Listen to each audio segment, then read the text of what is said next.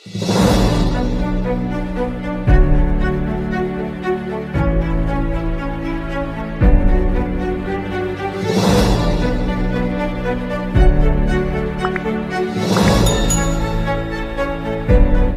Welcome to our channel. సంక్రాంతికి వస్తున్న movie అయితే రిలీజ్ అయింది, చూసేసాను కూడా. మరి ఈ సినిమాకి రివ్యూ అయితే ఇవ్వబోతున్నాను. మరి విక్టరీ వెంకటేష్ సంక్రాంతి సందర్భంగా వస్తున్న సినిమానే సంక్రాంతికి వస్తున్నాం. మరి సినిమా ఎలా ఉంది, సినిమా కంటెంట్ ఏ విధంగా ఉందనేది ఇప్పుడు మనం చెప్పబోతున్నాను.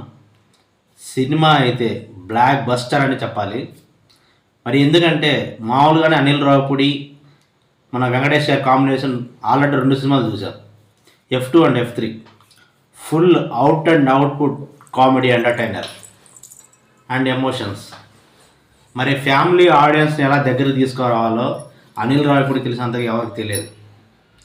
మరి అదేవిధంగా మరి విక్టర్ వెంకటేష్ గారు ఫ్యామిలీ ఆడియన్స్కి పెట్టింది పేరని చెప్పాలి. మరి ఈ సినిమా సంక్రాంతికి వస్తున్న సినిమా ఎక్సలెంట్ టాక్ అయితే ఉంది.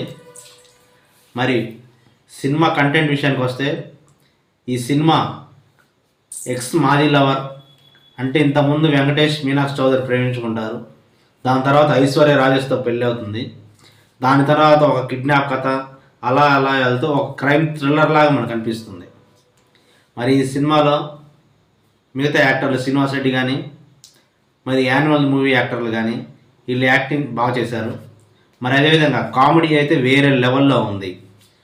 సంక్రాంతికి ది బెస్ట్ మూవీ అనే విధంగా సినిమాని చిత్రీకరించారు.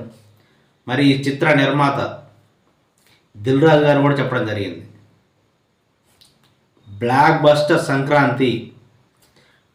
ఆల్రెడీ ఒకటి కొట్టేశాం, ఇంకోటి కొట్టబోతున్నాం అని క్లియర్గా చెప్పారు. మొదటిది గేమ్ చేంజర్, సంక్రాంతికి వస్తున్నాం.